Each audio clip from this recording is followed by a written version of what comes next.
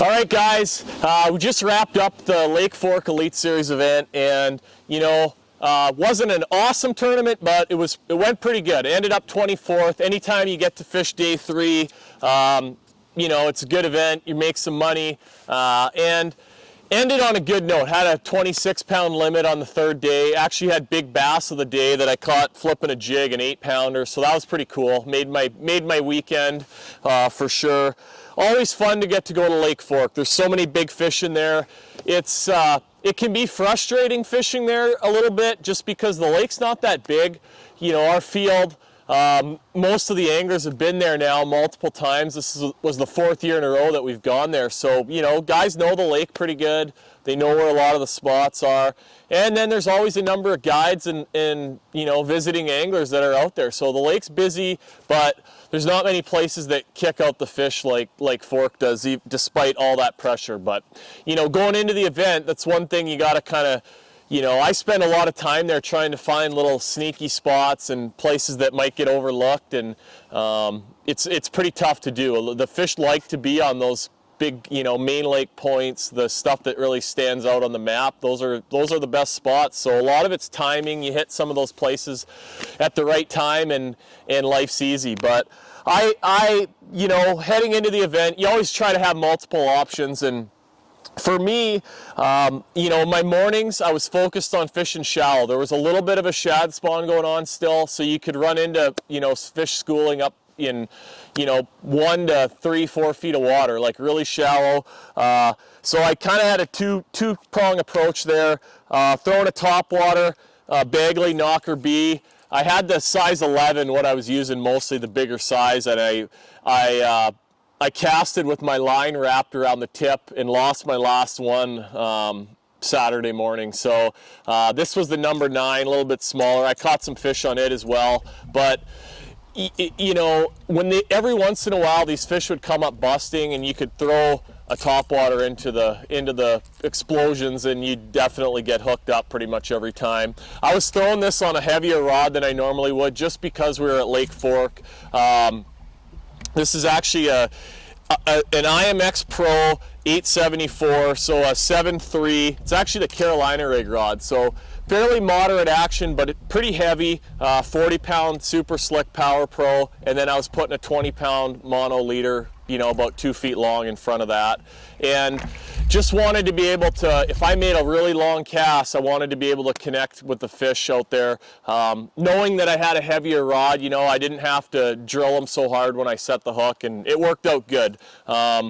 There's a lot of stuff in the water, trees and stumps, and sometimes you got to muscle them a little bit. So I took my chances, put some heavier hooks on my baits. I was using the G.Finesse medium heavy, the heavier gauge trebles on these baits, and they're super sharp and super strong. You're not going to open them up. So that worked out good. Caught a few fish on that.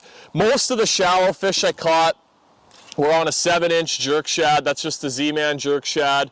And up in that shallow water, this thing would just sneak along. The fish are pressured, so, this thing wouldn't make any noise. And it just would, I would just twitch it along, reel it along. I wouldn't even twitch it that much, actually. I'd just sort of reel it, and it would swim around, move around sort of naturally. But caught a lot of fish on that, more than anything else throughout the event. One thing I was using, this is a new hook that Gamakatsu has out this year. It's a super line, just a regular worm hook, but it's a super line hook. So a little bit heavier wire, designed for using with braid, and that's the hook you want. If you're getting some hooks, you want to see that super line sticker on the package if you're going to use it with braid and heavier tackle. So on that, I was putting a 2-foot leader of 20-pound just Seagar fluoro on there. That would help the bait sort of get down a little bit, and also an invisible link to the fish, a little bit of give, but it just helped it kind of sink a little bit. I like to use a swivel in front of my jerk shads a lot, but on this, and I caught some with a spinning rod that I was doing that. On this one I didn't, just because I was using a pretty heavy rod, big hook, big line, and I just felt like that line was enough to kind of keep the bait weighted down a little bit. But that was my main deal. I had some fish offshore and caught a few the first couple days. Pretty much all on a football jig. You know, in the past when we've been to Fork, I've never really been able to catch them good dragging stuff around. And you saw, if you followed the event, a lot of anglers were catching them dragging big worms. But I was just using a 3/4 ounce Z-Man football jig and hopping it, snapping it along. The fish were, you know, anywhere from 18 to 22 feet. And I was just, I spent a lot of time idling around in practice and never found a big school, but I found a few little hard spots, some rock and old road beds and stuff. And if I found that, I could drag this jig around, hop it around, and catch a few fish, you know, doing that. So that was put a few fish in the boat for me. Obviously, throughout the event, it was really windy, so that made it tough to fish some of the offshore stuff. For me, I mean, I looked at the weather, I knew the wind was coming, and I practiced for that a little bit, but it just happened, you know, some of the better spots that I had were in the wind. It was tough to hide from it, so that 3/4 ounce jig, you know, was good because I was still able to fish it and that stuff, feel it, and, you know, I guess one thing that I think maybe hurt me a little bit was you're in those big waves, and I mean, I can sit out there with the Ultrex and everything, but the boat makes a lot of noise. I mean, it just, you're pounding those waves, and you're only in 18, 20 feet of water. I mean, those fish, you're not that far from them, and I think that maybe spooks them a little bit, but I did catch a few on a jig out there. And then my couple of the bigger fish that I caught, including the 8-pounder, caught on a jig just flipping trees. And if you know, the Humminbird Mega Live was kind of my best friend throughout the event, both for fishing out deeper and then for fishing around the trees. I mean, I would shine it around, I'd see a lot of fish, they're hard to catch, and you know, I probably over the second and third day probably had 100 fish follow my jig or my bait to the bottom, and you know, every once in a while you could trick one into biting. That big fish I caught, you know, you can watch when I flip into the tree, I'm watching my screen, I'm looking down and I'm working my jig, and I can see a fish swimming over to it, and then I sort of put my focus on the rod, give it a pop, and boom, catch it. So that was pretty cool.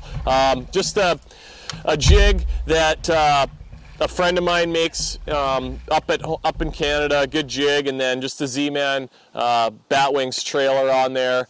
A good trailer. It helps the jig kind of stand up a little bit, and I think helps get a few more bites. So on that, same deal, 40-pound fluoro, or 40-pound Power Pro, super slick, and then I was putting a 22-pound leader of Seaguar fluorocarbon on there, and you know, the first couple days, I actually just was flipping with straight fluoro, and around wood, I like to do that just because the braid can cut into the wood. The fluoro just won't dig into it as much, so I do like that a little bit. But I found with all the wind, it was hard. A lot of the trees I was fishing were in like 6 to 10 feet, so it was hard to, you know, maintain a good feel of the jig, and the braid just allowed me to do that a lot better. I could watch my line a little bit easier. So I moved to the braid on the third day, and I did catch quite a few more fish that day because of it. I think it was a good move, so something that I'd probably do in the future going back there. As far as the rod goes, if you're flipping with braid, you want to have a little bit softer rod for, you know, for fishing in that open water and stuff at least. So I was using an 894 GLX, and has a nice parabolic bend on the tip. You know, just compensates for the no stretch in the braid a little bit. Just a really nice rod to flip a jig with. This one's old. I mean, I've had it for quite a few years. Shimano Metanium reel, just kind of the dream combo for pitching a jig around. But yeah, that was it as far as tackle goes. That's what did most of the damage for me. And again, just the electronics were really big in this event, and they're going to be for the next few as well. We're going to Pickwick next week, should be an offshore event, so I'm going to spend a lot of time with looking at the screens, searching with side imaging and down imaging to find schools of fish, and you know, and then obviously the Mega Live. Still learning with it. You know, it's one of those things, like I don't even want to leave the house and go fishing if I don't have that on my boat anymore. It's a big deal for anybody that ice fishes. Not having the Mega Live on there would be like going ice fishing without a flasher. Like it's just so much more fun to use, and it's going to help you catch more fish. You can see where fish are, you can see how they react to your bait. It's a big deal. So that was a big helper for me for sure. So yeah, survived another event. Looking forward to Pickwick next week, and then get to go home for a little bit and enjoy some of that nice summer weather up in Sunset Country, catch some bass, some walleyes. So one more tournament to survive down south, then we get to go smallmouth fishing.